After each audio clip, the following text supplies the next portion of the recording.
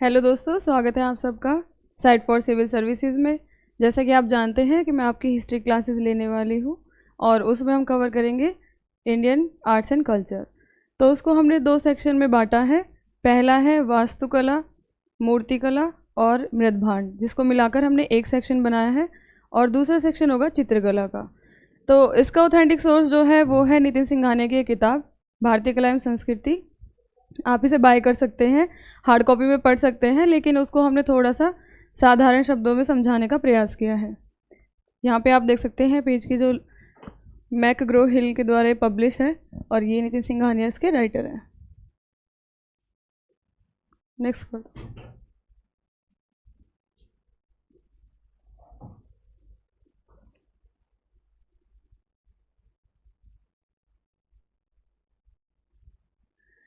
ये first preface है उसकी, भारतीय वास्तुकला, मूर्तिकला और मृदभांड।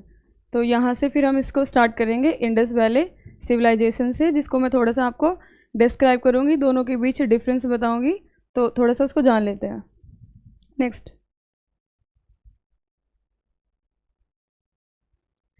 परिचय। पहले हम वास्तुकला का परिचय पढ़ेंगे।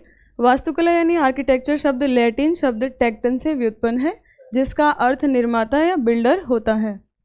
अतः जब से आदिकालीन मनुष्यों ने अपने लिए आश्रय का निर्माण करना प्रारंभ किया, तभी से वास्तुकला विज्ञान का प्रादुर्भाव प्रारंभ हुआ। वहीं दूसरी ओर मूर्तिकला यानी स्कल्पचर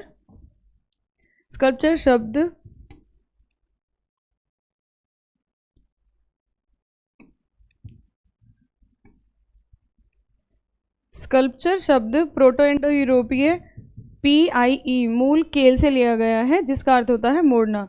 जैसे कि मूर्तियों में कर्व्स होते हैं, वो कई जगह से मुड़ी हुई होती है, तो इसके मुड़ने के शब्द से ही हम समझ सकते हैं कि मूर्ति की बात हो रही है। मूर्तियाँ कला की लघु रचनाएं होती हैं।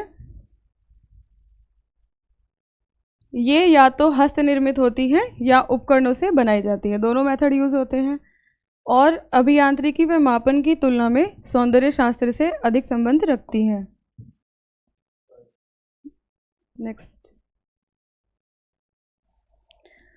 वास्तुकला और मूर्तिकला के बीच अब डिफरेंस समझ लेते हैं। इन दोनों के बीच में डिफरेंस क्या है।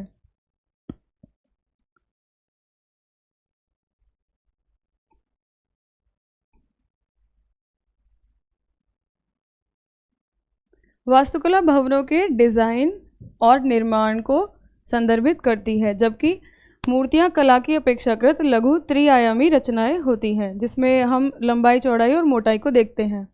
वास्तुकला में सामान्यतः पत्थर, लकड़ी, कांच, धातु, रेत आदि जैसी विभिन्न प्रकार की सामग्रियों के मिश्रण का उपयोग किया जाता है, जबकि मूर्तियां सामान्यतः एक प्रकार की सामग्री से ही बनी होती है।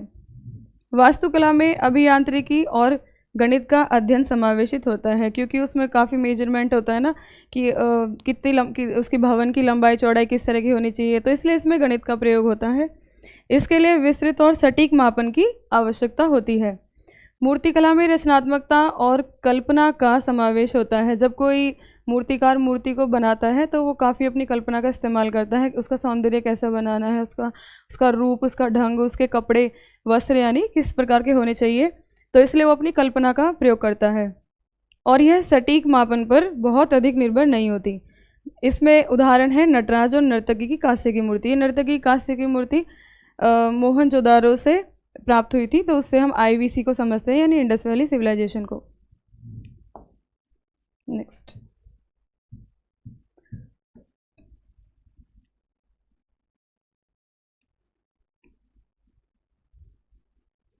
भारतीय कला और वास्तुकला की कहानी विकास की कहानी है, क्योंकि जैसे जैसे हम मनुष्यों ने प्री हिस्ट्री से प्रोटो हिस्ट्री और फिर हिस्ट्री में हमने जंप किया है, तो उसी प्रकार से हमने इन सब चीज़ों को भी सीखा है। भवन कैसे बनाते हैं, क्योंकि पहले तो हम शिकार करते थे, उसके बाद हमने वास्तुकला का हमें ज्ञान हुआ, धीरे धीरे भवन बनाने स्टार्ट किए। तो शुरू में तो वो उतने अच्छे आकार के नहीं थे, धीरे धीरे वो काफ़ी अच्छा आकार लेने लगे। जैसे मौर्य काल के जो भवन हैं उनकी काफ़ी प्रशंसा की है। उसी प्रकार उसके बाद तो बहुत अच्छे भवन बनते गए, जैसे गुप्त काल में तो अनेक प्रकार के बने थे। तो ये विकास को दर्शाता है। प्राचीन सिंधु घाटी सभ्यता से लेकर ब्रिटिश शासन तक भवनों और मूर्तियों की अपनी स्वयं की एक कहानी है। क्योंकि हम भवन से, उनकी दशा से और वहाँ पे निर्मित मूर्तियों से ही समझ सकते हैं कि उन्होंने किस किस प्रकार के समय को व्यतीत किया है, क्या क्या वहाँ पर कल्चर रहा है, कैसी उनकी आर्थिक दशा रही है। ये काफ़ी हमें उनके भवन स्मारक से पता चलता है।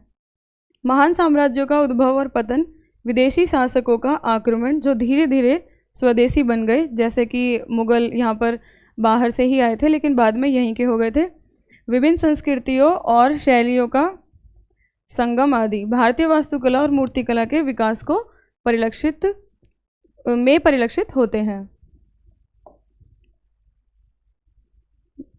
तो इसका वर्गीकरण हमने इस प्रकार से किया है। पहले हम इसमें देखेंगे हड़प्पाई कला यानी इंडस वैली सिविलाइजेशन, IVC जिसको कहते हैं। पहला सेक्शन इसी का रहेगा, इसको पूरा ओपन करके डिटेल में आपको समझाया जाएगा। दूसरा सेक्शन रहेगा मौर्यकालीन कला का। तीसरा रहेगा मौर्य उत्तरकालीन कला, जिसमें मौर्य का डिक्लाइन होता है, शुंग वंश जैसे वंशों का प्रादुर्भाव हो जाता है। तो हमारा थर्ड सेक्शन उसी का रहेगा। गुप्तकालीन कला चौथे सेक्शन में आएगी और दक्षिण भारतीय कला 5वें सेक्शन में आएगी। तो आपकी डिटेल से नेक्स्ट क्लास होने वाली है हड़प्पाई कला।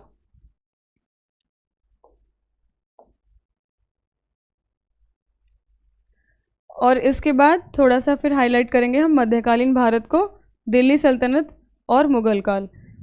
लास्ट में मॉडर्न सेक्शन है। नेक्स्ट करना, नेक्स्ट करना। ये आधुनिक भारत का हिस्सा है जिसमें हम अंग्रेज़ों के द्वारा बनाए गए बिल्डिंग्स को, आर्किटेक्ट को समझेंगे, जिसमें 2 शैली यूज़ हुई हैं। एक तो है इंडो गॉथिक शैली और दूसरी है नव रोमन शैली। तो ये काफ़ी इंटरेस्टिंग क्लास आपकी होने वाली है। Please stay tuned, stay focus. मिलते हैं नेक्स्ट क्लास में। Bye bye, take care.